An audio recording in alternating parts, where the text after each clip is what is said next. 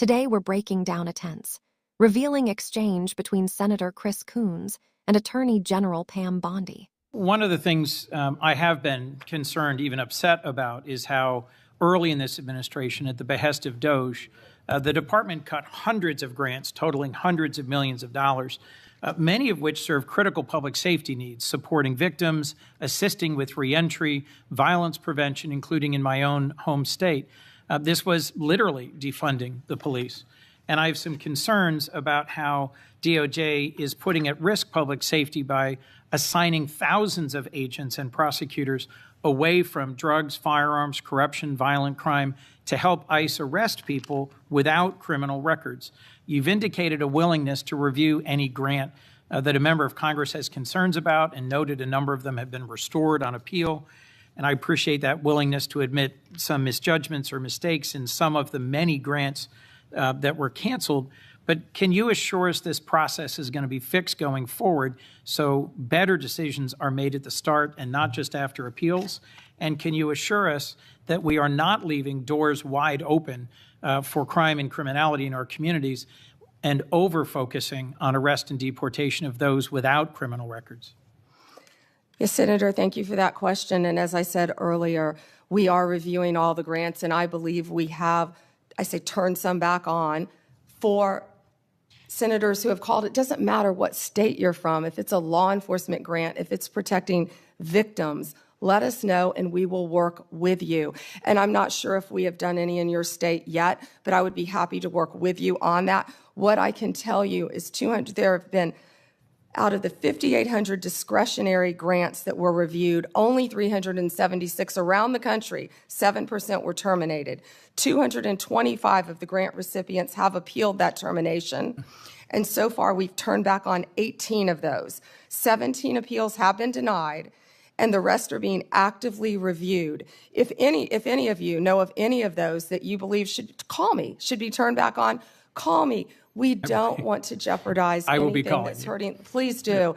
And Senator, to go to what you said about the FBI and my federal agencies and being pulled to work on immigration cases, they're working hand in hand because we believe that, we have ICE officers out there, as we just discussed. I don't want to repeat that, who are being harmed. We're going to work with them, and I've directed all of my law enforcement agencies to work with ICE to make sure they're safe in Chicago, to make sure they're safe in Memphis, to make sure they're safe right here in Washington, D.C., but also at President Trump's direction. We are not stopping the core function of what we're doing, and that is fighting violent crime. And I think Director Patel made that very clear with all of the arrests that our FBI have been making on violent criminals. And, there's so much that we can't talk about here, but if any of you are on the Intel Committee, we are fighting terrorists around this country every single day. Our lawyers are shut down right now. They're not getting paid, but crime is not stopping. They are working around the clock to not only keep our country safe, Senator, but to keep our world safe. And Madam Attorney General, I think all of us hate that there's a shutdown and its impact on the federal workforce, and are working to find a way out of this shutdown, but one that will also restore cuts to health care. We could spend a lot of time on that, but let's focus on, if I could, two more questions related to your service as the Attorney General. The government's asserting the authority to summarily kill people. It says our cartel members through military strikes against boats on the open ocean in the Caribbean. Congress has never authorized such a use of military force, and it's unclear to me how the administration has concluded that these strikes are legal. I'm concerned with what the limiting principle is, whether the government could summarily kill people. It just declares our cartel members as well as unlawful combatants inside the United States, or if they were American citizens. This isn't about defending cartels, and these aren't hypothetical questions. President Trump assembled military leaders and said they would be needed to fight the enemy from within and to train in cities in the United States that he describes as chaotic and violent. Due process is the cornerstone of our Constitution. I'm deeply concerned about the authority our president seems to be asserting to summarily kill people suspected of criminal activity outside the law. As the chief lawyer for our federal government, you have a unique responsibility to ensure maintenance of our constitutional standards. How did you conclude that these strikes on ships or boats in the open ocean are legal? Senator Coons, I'm not going to discuss any legal advice that my department may or may not have given or issued at the direction of the president on this matter. Regarding Venezuela, what I can tell you is Maduro is a narco-terrorist, and I announced $50 million reward for his capture to bring him to this country to face charges. He is currently under indictment in our country. Drugs coming from Venezuela are killing our children at record levels. And They have members been of this flowing committee are into as this passionate country. as you at protecting our families and our communities from fentanyl, but we also need to protect our sailors on the high seas who are conducting freedom of navigation operations in the South China Sea from just an abject violation of international norms and standards about how we interdict ships on the high seas. We can push back on fentanyl and drug trafficking. Many of my colleagues have done so as former U.S. attorneys or prosecutors or attorneys general, but we have to do it in a way that is in keeping with the core values of our Constitution. My colleagues have pressed you on a number of recent actions, particularly in the Eastern District of Virginia. My colleague, Senator Klobuchar, did. And I just wanted to add my voice to those who have expressed real alarm at how in your confirmation hearing you said you would be leading a department that would look forward, yet public statements by President Trump urging you to go after and to indict and to prosecute specific named people seem to have led to dramatic and sudden action by the department. I am gravely concerned about what is no longer a hypothetical question, which you refused to answer in your confirmation hearing, but is a real question about when or if the president demands you prosecute individuals because he views them as opponents or enemies, what you will do and what your limiting standard is, because the recent episode around the indictment of James Comey left me very concerned about the direction of the department. We're a minute and a half over, Senator Chairman. May I answer? Yes. Senator Coons, as you have stated in the past, no one is above the law. And James Comey is a pending case right now. It's a pending indictment. He was indicted by one of the most liberal grand juries in the country, by our U.S. Attorney Lindsay Halligan, right here in Virginia. And it's a pending case, so I'm not going to discuss the facts of a pending case. But you can understand the alarm about the circumstances of the indictment immediately following President Trump demanding that you take action to indict and prosecute that specific individual. Thank you, Mr. Chairman. By the end of this exchange, it becomes clear that this hearing was never really about a single policy dispute or a routine oversight question.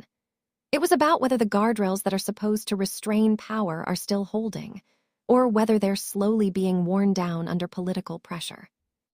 What makes this moment so revealing is how it began, with agreement, with shared language about second chances, rehabilitation, and the idea that public safety and criminal justice reform don't have to be in conflict. That matters because it shows these values aren't radical or fringe. They're widely understood, even inside institutions that have historically resisted change. But as the hearing moved forward, that common ground started to collapse. Because reform isn't defined by what's said in a hearing room. It's defined by what's funded, what's protected, and what survives when political priorities shift. When grants supporting victims, violence prevention, and reentry are cut abruptly, even if some are later restored, the damage doesn't simply disappear. Programs stall. Staff leave. Communities lose capacity, and trust is broken long before any appeal is reviewed. That concern deepens when those cuts happen alongside a redirection of federal law enforcement resources away from violent crime, corruption, and firearms, and toward immigration enforcement involving people without criminal records. Whether intentional or not, the message is clear. Some forms of public safety are being deprioritized in favor of politically driven enforcement choices. Then the hearing crossed into much more dangerous territory. When Senator Coons raised questions about the government's asserted authority to summarily kill people without congressional authorization or judicial process, he wasn't engaging in hypotheticals. He was asking the most basic question a constitutional democracy can ask. Where does the power stop? Because once a government claims the authority to decide who lives or dies based on executive designation alone, the issue is no longer who the target is today. It's who could be labeled a target tomorrow. History shows that extraordinary powers rarely stay limited. They expand, they normalize, and eventually they turn inward. That's why due process matters. It isn't a technicality or an inconvenience. It's a safeguard against fear-driven decision-making. It slows power down. It forces justification. And it protects against irreversible mistakes made in the name of urgency. What made this exchange especially troubling wasn't any single answer, but the pattern that emerged. On the most consequential questions, about limits, standards, and restraint, the responses became partial, indirect, or were avoided altogether. That same pattern appeared when the discussion turned to the independence of the Justice Department. An attorney general is not supposed to function as a political enforcer. The role exists to stand between presidential pressure and the prosecutorial machinery of the state. That responsibility requires not just legal compliance, but public credibility, a clear, visible boundary between political demand and legal action. When prosecutions appear to follow presidential calls for action, even if they meet formal legal requirements, the damage extends far beyond the courtroom. Public confidence erodes, cynicism hardens, and the belief that justice is applied evenly begins to fracture. This kind of erosion doesn't happen overnight. It happens slowly, through moments exactly like this, when serious constitutional concerns are raised, but never fully answered.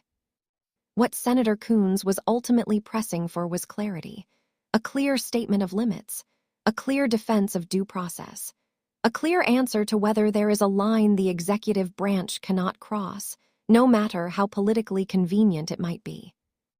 Those answers did not come. And that absence matters. Because a justice system worthy of public trust isn't defined by how aggressively it pursues perceived enemies, but by how consistently it restrains itself. Strength isn't measured by how fast power moves, but by how carefully it is justified and how firmly it is bounded. This hearing leaves us with an uncomfortable but unavoidable question. Are our institutions still strong enough to say no when power demands too much? That question isn't partisan. It doesn't belong to the left or the right. It belongs to anyone who expects the Constitution to mean something even when it's inconvenient. And that's why this exchange shouldn't be dismissed as just another political skirmish. It's a warning, quiet, procedural, and easy to overlook, but a warning nonetheless.